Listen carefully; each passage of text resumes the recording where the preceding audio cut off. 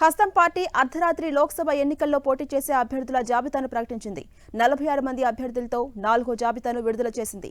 AP, Telangana 2 రాష్ట్రాలకు చెందిన అభ్యర్థుల పేర్లు ఈ జాబితాలో లేవు.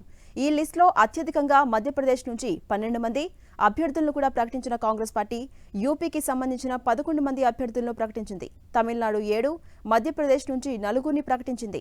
యూపీ కాంగ్రెస్ అధ్యక్షుడు అజయ్ రాయ్ను మరోసారి ప్రధాని మోదీపై పోటీకి దించింది హస్తం పార్టీ హైకమాండ్. వారణాసి నియోజకవర్గం నుంచి అజయ్ రాయ్ ఇప్పటి వరకు 2 సార్లు మోదీపై పోటీ చేయగా 2 సార్లు కూడా ఘోర ఓటమిని చవిచూశారు. మధ్యప్రదేశ్ మాజీ సీఎం దిగ్విజయ్ సింగ్ ను రాజ్గఢ్ లోక్సభ నియోజకవర్గం నుంచి అధిష్టానం బరిలోకి దింపుతోంది. కేంద్ర మాజీ మంత్రి పి చిదంబరం కుమారుడు కార్తి చిదంబరానికి తమిళనాడులోని శివగంగా స్థానాన్ని కేటాయించింది. తమిళనాడు సిట్టింగ్ ఎంపీ మాణిక్యం ఠాకూర్ విరుధునగర్ నుంచి పోటీ చేయబోతున్నారు.